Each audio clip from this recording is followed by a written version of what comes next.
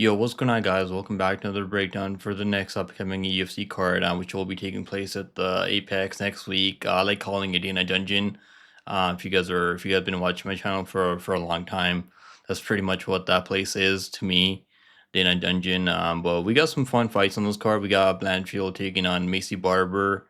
There's a lot of new contenders up at 125 pounds right now. Number one contender right now is Natalia Silva. So he's probably next for the title shot. I mean, I don't know who else is up there right now. Blanchfield's probably like one fight away. So he goes out there, finishes Macy Barber. So he's probably like up there also in the title picture. And if Barber is able to go out there, finish her, get a crazy finish, get impressive knockout. So he does have a lot of knockout power. We could see her in the title picture also. But I hope Natalia Silva gets that next crack at the title, because she's like 7-0 in the UFC, so she definitely should be next for that title at 125 pounds. Whether the UFC wants to make, maybe they want to make a super fight between Zhang Weili or Valentina Shevchenko. I'm not sure which way they're gonna go with that. But obviously, there's a lot of good matchups at 125 pounds right now at Women's MMA. But let me give you guys my breakdown for each and every fight on this card. We got in the co-main, we got Mateusz Gamrot taking on Leavitt Klein. Leavitt Klein has looked unbeatable up at 155 pounds. He was struggling at down at 145, but at 155 he seems to be filled into that 155 frame now. So I'm really excited to see how he's gonna look up against the top 5 contender at lightweight. Mateusz Gamrot should be a good matchup there. We got Dustin Jacoby taking on Bruno Lopes. I'm not sure why Bruno Lopes is getting this matchup. I guess he beat that Ghazi Yususlav guy, but it wasn't that impressive, honestly, with him.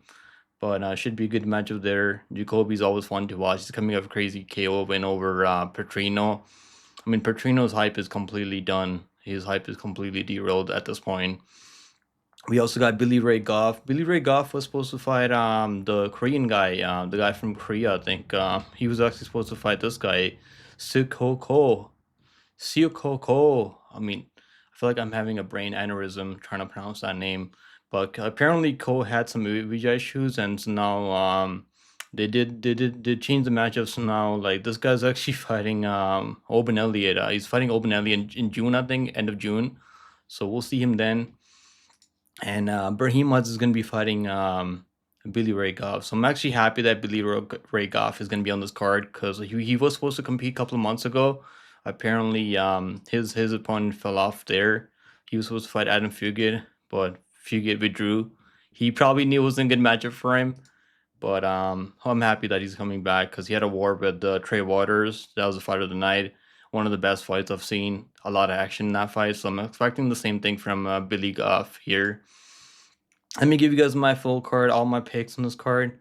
As always, make sure you guys subscribe. I'm really trying to hit 4K subscribers. I would appreciate if you guys hit that subscribe button, and also like the video. It goes a long way with the YouTube algorithm.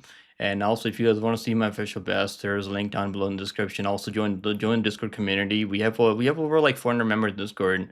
It's a free Discord. So like we have a lot of fun in Discord. And also I go live for most UFC cards. I was live for LFA last night, because we didn't have UFC last night. So I put a lot of content out every week for MMA. And let's break down this card now. We got first fight on the card. I mean, first fight on this card is gonna be low level WMA start the night. Doesn't get any better than this, right? So I'm gonna try something new. I'm gonna like put my picks in, so you guys can see what my picks exactly are.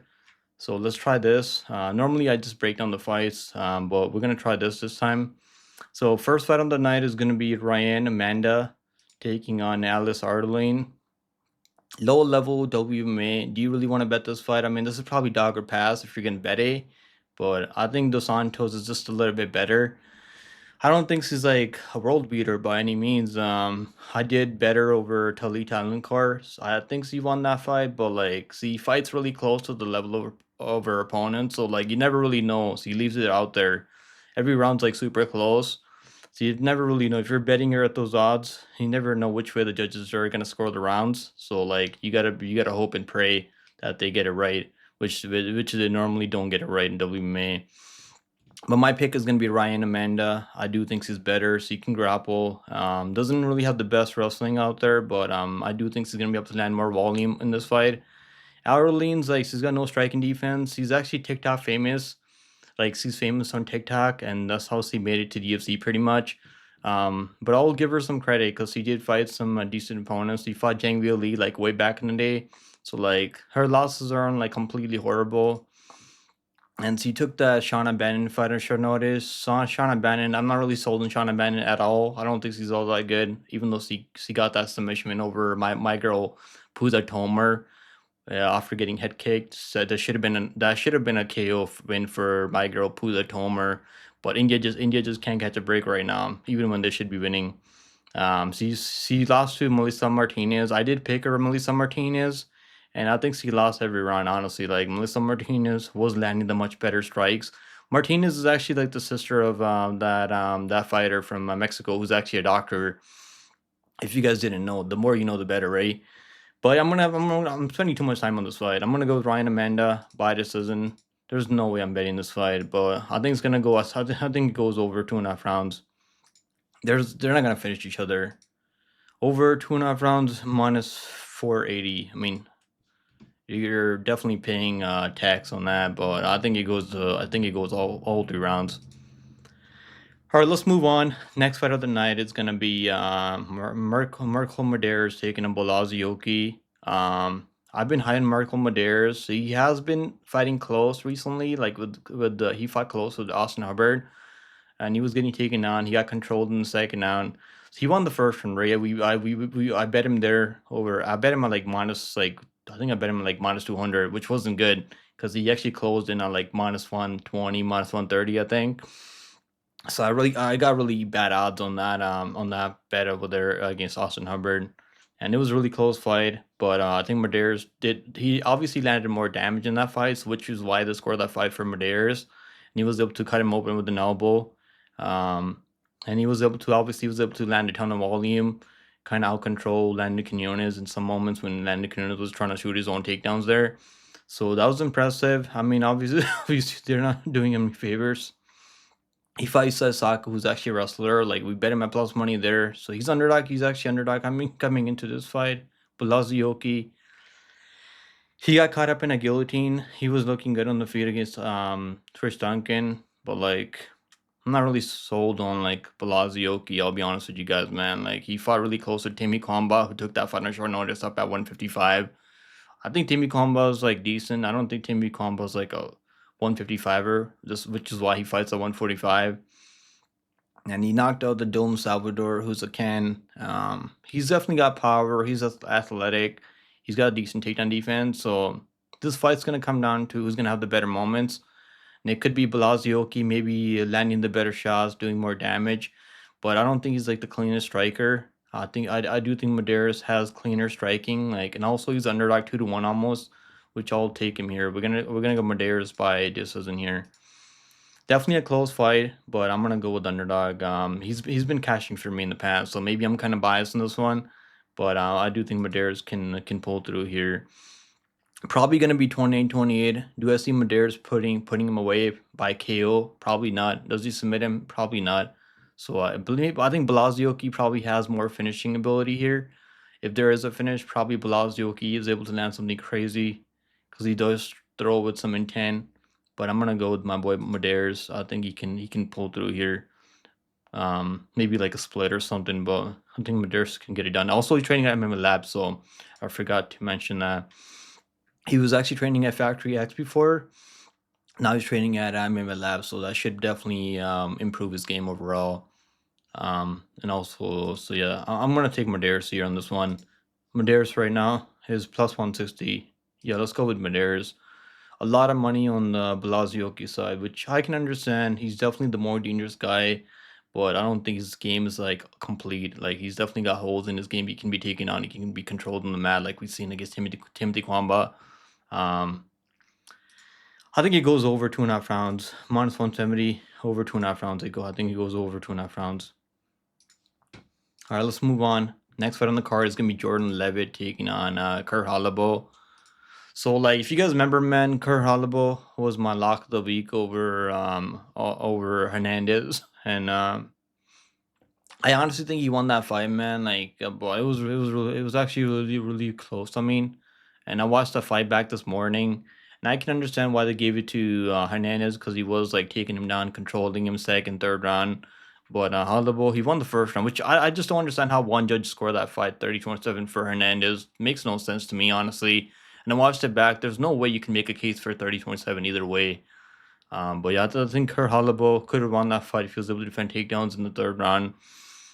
And that's been his kryptonite, right? He can't defend takedowns. Not that Jordan Leavitt is like a really high level wrestler, but he can wrestle, he can grapple, he can control people on the mat.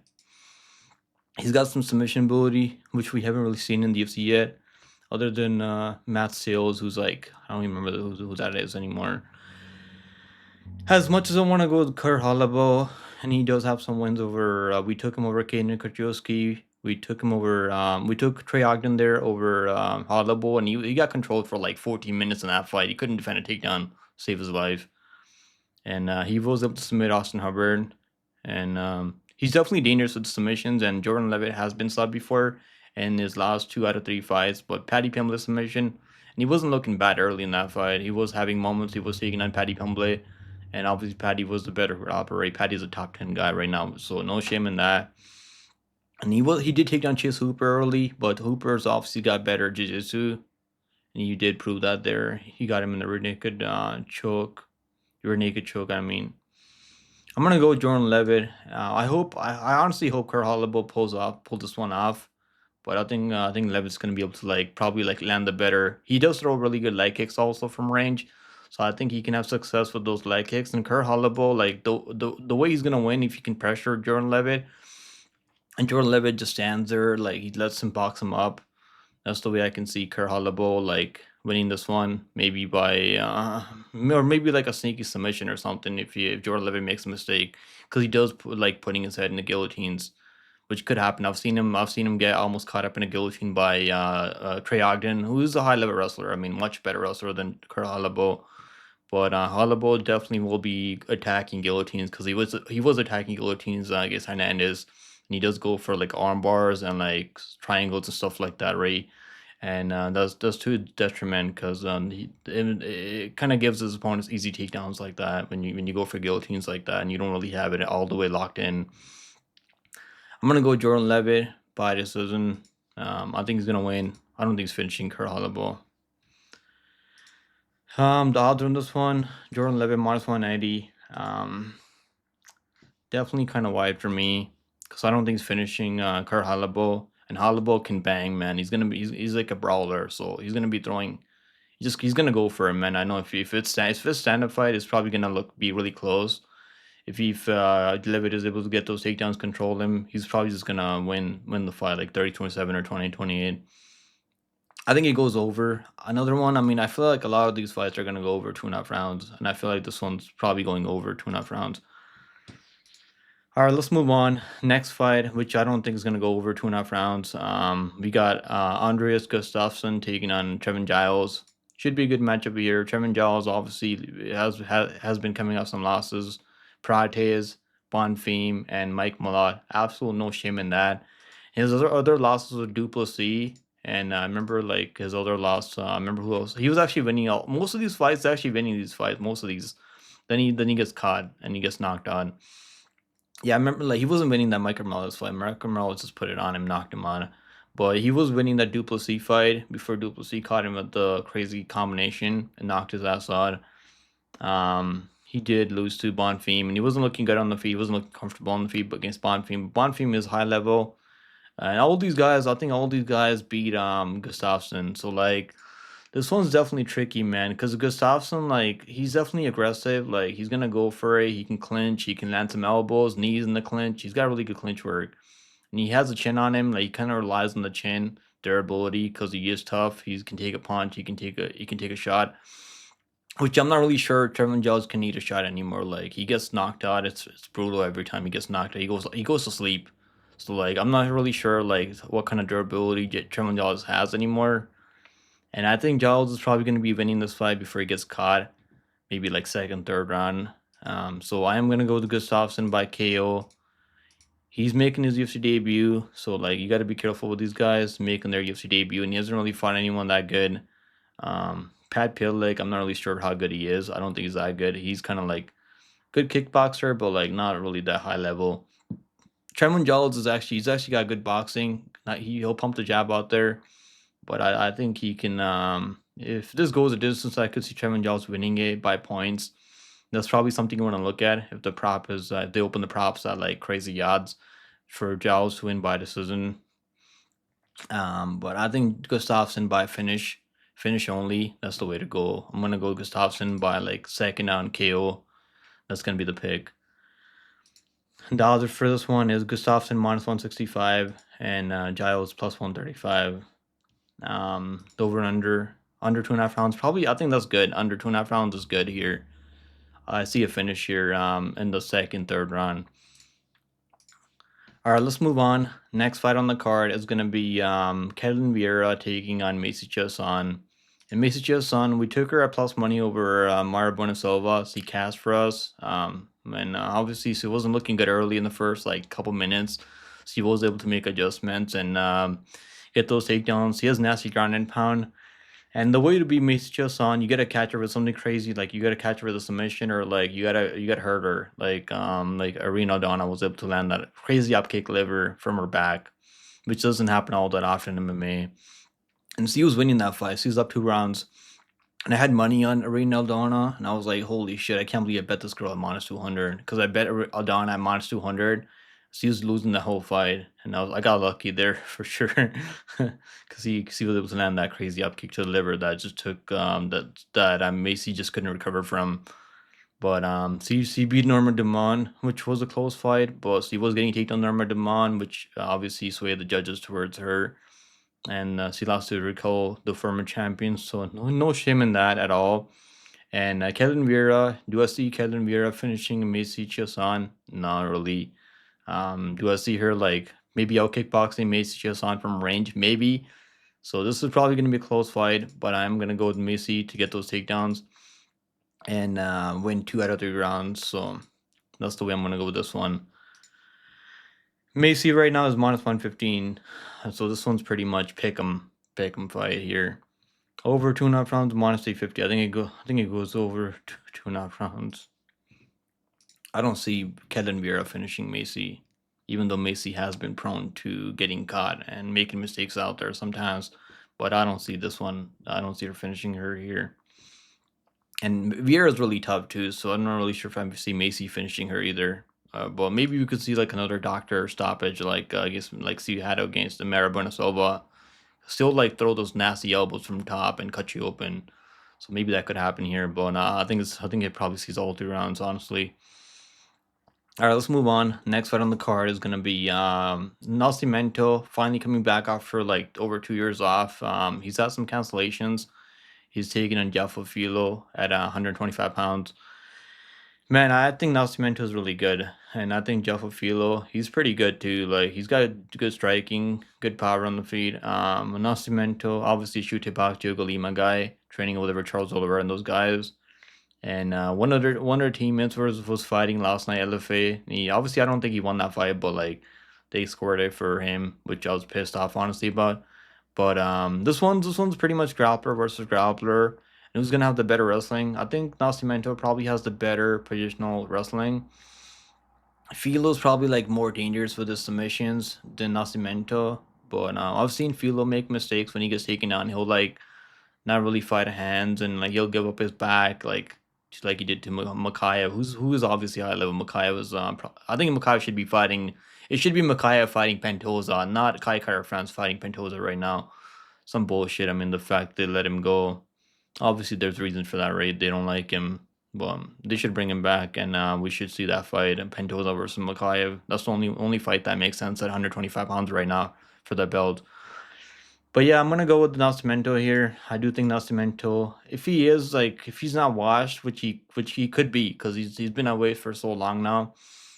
You never really know how they're gonna come back and look. And Filo's been fighting. He's been away for a year also, so I'm gonna go Nascimento to out-grapple him. I'll control him. Does he submit Filho? Maybe. I don't know if he's gonna submit him though. He has been submitting people, but Jake Hadley, he couldn't. I mean, no one finished with Jake Hadley. To be fair, Jake Hadley's actually fighting people now, and he just got a crazy like, I think he got a crazy twister. I forgot what that twister was called. It's like Scottish twister. I think that's what they call it. Jake Hadley doing really well in PFO. Happy for him. And he finished Carlos Hernandez. I mean, that was a bit of a mismatch. This is not going to be a mismatch. Filho is definitely live here, but I am going to go Nascimento to get it done. Maybe like submission, like third down submission. Nascimento minus 170. I'm going to go Nascimento here. Under 2.5 rounds, plus 120. I think it probably goes under, but look at the submission. Fight ends by submission. That's not a bad look here. Hopefully it's plus money. If it fight ends by submission, should be plus money, because under is plus money. Alright guys, let's move on. Next fight on the card is going to be Jack Reese taking on Dusko Todorović. So this one's pretty much Jack Reese. He should win this fight. He lost to Bikoyev. I mean, we know how good Bikoyev is. Bikoyev, I think he's a legit top 15 guy at 185 pounds. So losing to Bikoyev, no shame in that. We actually cast under 1.5 rounds, which was like plus 150 over there. And I like taking under 1.5 rounds in Jack Reese fights, because like normally they end under, like they end in the first round. Either he's going out there winning or he's losing. The fights end early. Other than that Medina fight, I mean, I'm happy that Medina's finally like his durability is finally done washed now, because he just got knocked out recently. But yeah, Jack Reese should win. He's like 3-1 here. Should he be 3-1? I think he should be. Todorović, he has some power, but like his chin's like really bad. Not that Reese has a really good chin either, but I think Reese is gonna be Reese. I was calling him Jack Reach, but Jack Reese. I think he's got better striking. Also, he hasn't been taking the damage that Todorović has been taking. And even that Malik fight, I mean, no shame losing to Malik. Like, there's no shame in losing to these guys. I mean, that he's been losing to. And he had some injuries, came back, and really didn't look good at all. Didn't have any moments in that Malik fight. And we know Malik, like, you as good as Malik is, you can, like, there's definitely, you can hurt him. We've seen that recently with the Malik's other fight recently. And I think, it was against Klein. Yeah, Klein, when he fought Klein, he got dropped against Klein. And Todorović just didn't have any moments in that fight at all. So, like, he's 31 years old, so he's not, like, completely, like, he's not, like, old and washed. But I'm going to go Jack Reese here by KO in the first round. I think he's gonna send Todorović out of the UFC. Let's see. Jack Reese minus 232. I think the under is probably better here. Under 1.5 rounds, minus 180. Yeah, take the under 1.5 rounds here. I think it goes under 1.5 rounds more often than not. All right, let's move on. Next fight on the card is gonna be Brahimaj versus Billy Ray Goff. Pretty good matchup, man. I'm excited for Billy Ray Goff, like I said earlier. He's coming off a fight of the night with Trey Waters, and some people think he won that fight. I did pick Trey Waters by decision, which was plus 250, like plus 300 almost, for Waters to win by decision. Because I just didn't think Waters was ever gonna finish up Billy. I mean, because Billy Goff is really tough. He has been KO'd before, but like he can take a punch, he can recover really well. He actually had success with grappling against Trey Waters, who's actually like really big for the weight class. I think he's like 6'5" or like 6'4" at 170 pounds. Crazy length and reach for Trey Waters there. Wasn't a favorable matchup for Billy Goff, and he has been looking to come back and fight, but unfortunately for him, his last opponent, Adam Fugate, didn't want any smoke, so he pulled out. But now he's back. He's supposed to fight the Korean guy, like Suk-Hyu Ko. Oh my god, I know I'm butchering that name, absolutely butchering that name, but I think his name is like Suk-Hyu Ko. That's his name. I'm not even kidding. I mean, you guys, you can probably look him up. But Suk-Hyu Ko, okay, what the fuck did I just say? Suk-Hyu Ko, we'll just call him Kyon. Okay, so Kyon is actually fighting Open Elliott. I think he's fighting Open Elliott on June 22nd. So he's fighting Brahimaj, because Brahimaj was supposed to fight Open Elliott, and Open Elliott was like minus 600 over Brahimaj. Now he's like a less of underdog here against Billy Goff. Obviously, Billy Goff, I don't think he's as good as Open Elliott, but he's pretty good. He's lacking in his striking defense. He is pretty hittable. He relies on the chin and durability. He'll just walk you down, throw hooks. He's got really good body shots that he throws in the pocket. I really like his pocket boxing, and I think he's gonna find some hooks. And does he knock him out? I'm not really sure because Brahimaj is really tough though. He is really tough. He can eat a punch. And like I think was it Court McGee that was boxing his face off? I think it was Court McGee, or who was it? Or I think it was Rodriguez. I think it was Daniel Rodriguez, right? Or was it someone else? Maybe I'm getting it mixed up with someone else. Who was that one that was boxing? Oh, it was Max Griffin. Yeah, it was Max Griffin that was boxing his ears off, and they called it off the fight because the doctor was like his ears like hanging off. But yeah, he's actually really tough though. He can take a punch, but I think Billy Ray Goff's gonna hurt him to the body and probably finish him like that with some combinations. We're gonna go with Billy Goff by probably like a second on KO, and it's gonna be like the referee's probably gonna wave it off. So hopefully this fight stays on the card because I'm kind of worried that Brahimaj might actually pull out. Brahimaj is coming off a win over Mickey Gale, and I actually picked Mickey Gale there. I know you should roast me for that pick. I deserve it. But yeah, he lost to Grimbo. Just didn't do anything in that fight. Came back after a layoff, so he looked really bad there. Maybe he's gonna look better here now that he's staying active. This is gonna be his second fight in the last year. But yeah, I'm not really sold on Brahimaj just yet. But yeah, I'm gonna go with Billy Goff by KO second on. All right, let's move on. Let's see what the odds are. I mean, Billy Goff minus 340. I mean, god, those odds are crazy though. I think it goes over 1.5 rounds at least. I don't know if I see him finishing him in the first round. That'd be pretty impressive if you can finish him in the first round. But I think I see it going into like the second, third round, maybe like the late second on. He finishes him late second on, or maybe third round. But yeah, let's move on. Next fight on the card is gonna be Dustin Jacoby taking on Bruno Lopes. Now Bruno Lopes, he got upset win over Magomed Gazieslav, who's a fraud.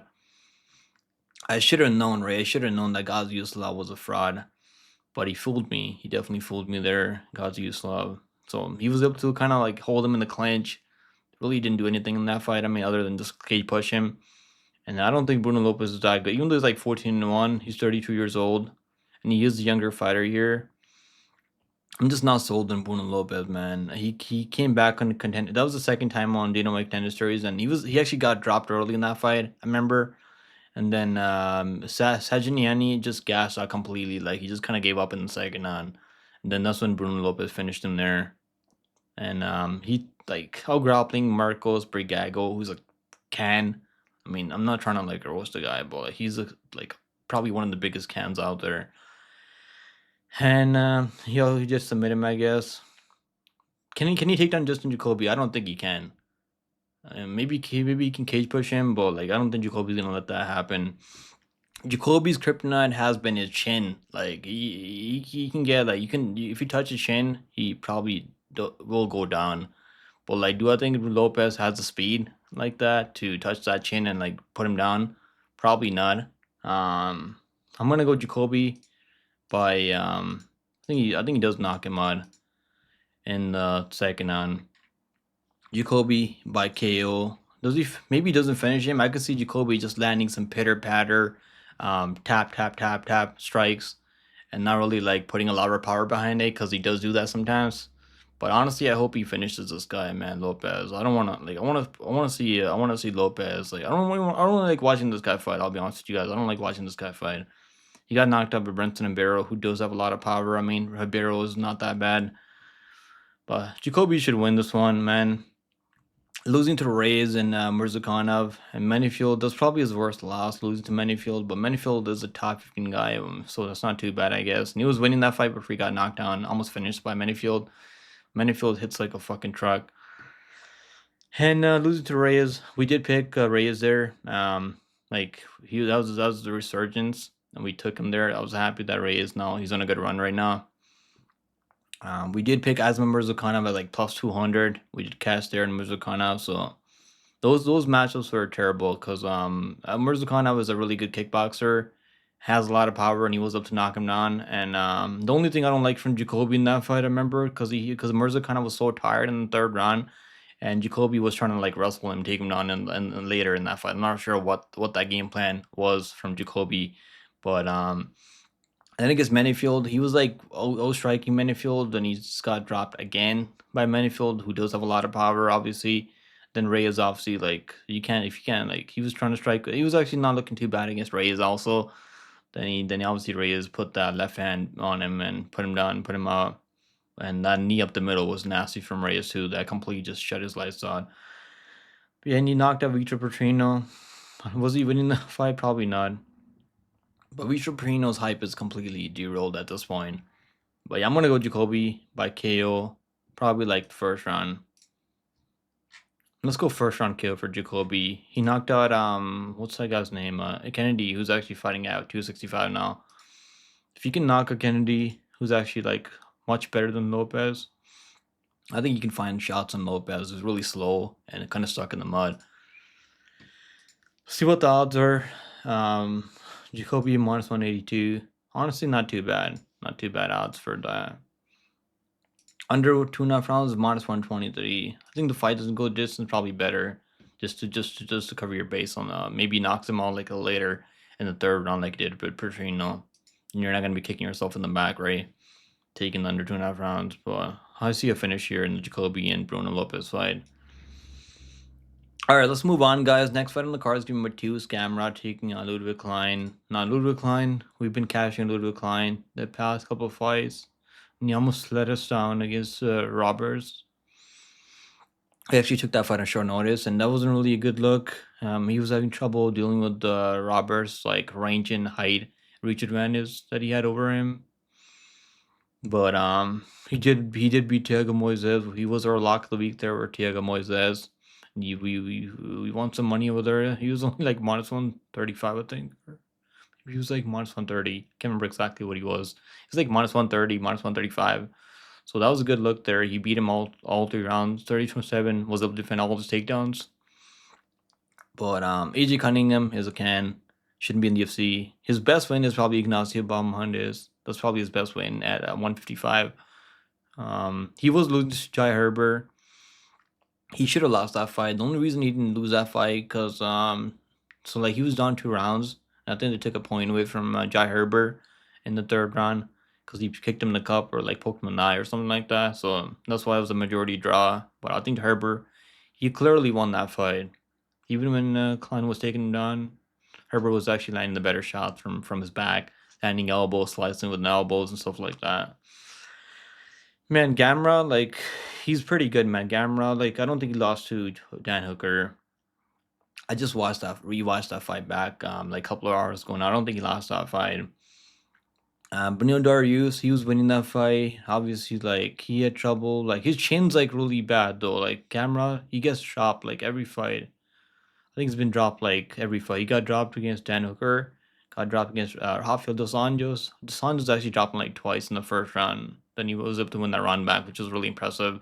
His recovery is really impressive, though, from Gamrot. The way he's able to recover after getting dropped.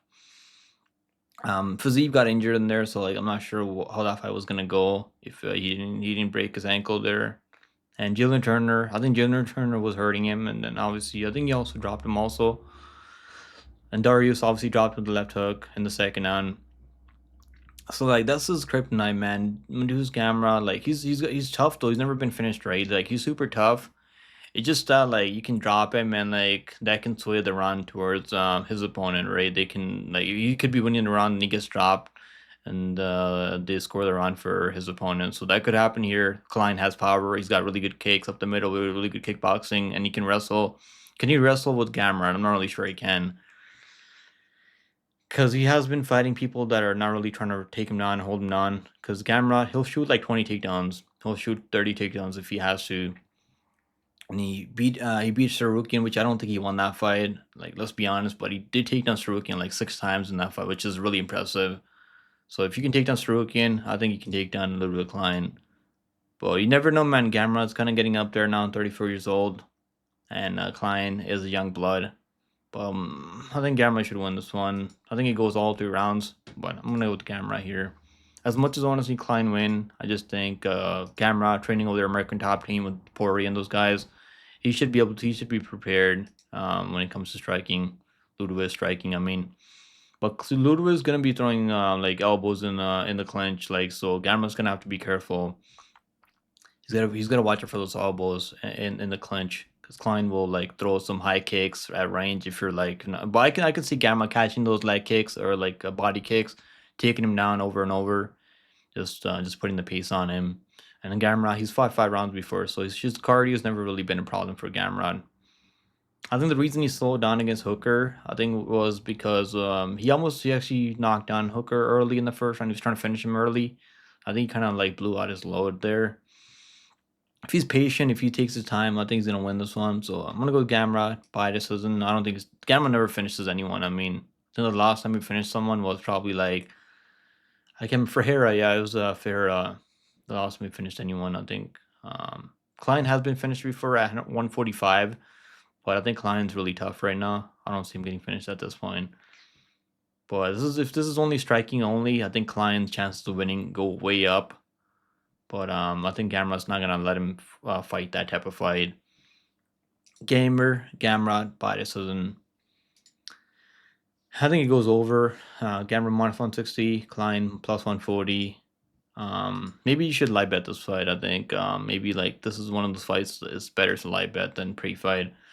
Over 2.5 rounds minus 300. I mean, yeah, it's gonna go over 2.5 rounds. It's gonna go over. That's why it's minus 300. All right, guys, let's move on. Make sure you guys like the video, subscribe. I really want to hit 4K subscribers. So if you guys do appreciate these breakdowns and the live streams that I do every week, I would appreciate you guys subscribing and also turn on the notifications so you get a notification every time I go live or drop a video or content on my channel. And I appreciate you guys watching as always. And let's break down this main event. Now we got Blanchfield taking on Macy Barber, and good matchup here. Obviously, Macy Barber is a striker. Blanchfield is a wrestler. Really good pace. Really good grappling. Submission skills from Blanchfield we've seen in the past. Barber, she's taken some time off. Hasn't fought in over a year. And she was actually, I think she was supposed to fight someone else before. Let me see if I can pull it up. I can't remember who it was. She was scheduled to take on Rose Namajunas. And Rose actually fought I think this one she fought Blanchfield on short. Blanchfield took that fight on short notice, I think. Or if I could be wrong on that, or was that not the case? No, she fought Tracy Cortez, okay. Okay, because I think Rose fought who did she fight? She fought someone else there. Blanchfield, I think, yeah, she fought Blanchfield at UFC Edmonton, right, in Canada. Was that then? I think that was the card. And she fought Tracy Cortez. Or let me no, she fought Blanchfield. Okay, never mind. I'm just getting mixed up now. But let's break down this fight. So Barber hasn't fought in a while, but she's only 26 years old, really young, and 14-2 in the UFC, and 9-2 in the UFC, which is really good. Wins over Montana De La Rosa, Jessica I mean, Andre Lee, who's not in the UFC anymore. Amanda Hebus, they actually knocked out Amanda Hebus, who was kind of chinny though, to be fair. Hebus did take her down. I feel like this fight's gonna come down to like, can Macy Barber stop takedowns? If this is only 3 rounds, honestly, I would pick Macy Barber. This is only 3 rounds, but it's 5 rounds, man. It's a 5-round fight, which doesn't favor Barber in my opinion, because Blanchfield, she could be losing the first rounds, and she could have success pressuring, wrestling in the later rounds. She's only got to win 3 out of 5 rounds. I mean, we have seen her last 2 fights have been at 5-round main events now. So that fight against Manon Fier, which was a 5-round main event, she lost every round there. So that's not obviously a good look there. But Manon is really big for the weight class and a really good kickboxer. And it's not easy taking her down or controlling her on the ground. Rose Namajunas, he was down to like 2 rounds and she won the 3rd, 4th, and 5th. Could have gone either way in my opinion, but I think Blanchfield won that fight. Rewatching the fight back this morning. But yeah, I'm gonna go with Blanchfield here. I do think obviously like 5 rounds is gonna favor Blanchfield. She's experienced now. Her last 2 fights, 5 rounds. I mean, Barber, this is gonna be her first ever 5-round main event in the UFC. And so you get taken on, man. I've seen her like get taken on by Amanda Hebus, which isn't bad, obviously, but she got taken on by Amanda Hebus twice. Getting taken on by Andrea Lee, which isn't good. Andrea Lee is a kickboxer, so you shouldn't be getting taken on by Andrea Lee. And she's been taken on before also. So I think the takedown defense is gonna be her kryptonite. But Barber hits hard, man, for women's MMA. She has power. And Blanchfield doesn't really move her head out the center line, which could be a problem here. But I am gonna go with Blanchfield to win by decision. I don't think she's finishing Barber. She can finish Barber. This can be really impressive. But I think Blanchfield is gonna win. It's probably gonna be 48-47 Blanchfield. But I do see Blanchfield getting it done. And that's gonna be it, guys. So that's my full card breakdown. And let's see what the odds are. Blanchfield minus 220, minus 230. I mean, the odds are kind of crazy though. Let's be honest, but I do think she wins. I think it goes over 4.5 rounds. I see this one going over 4.5 rounds pretty comfortably. Because even when Barber is taking down, she's getting controlled in the mess. Doesn't really make too many mistakes. She's not really giving up her back that easy. So I think I could see like a Blanchfield just like staying on top of her, landing some ground and pound, and just like doing some damage, chipping away slowly.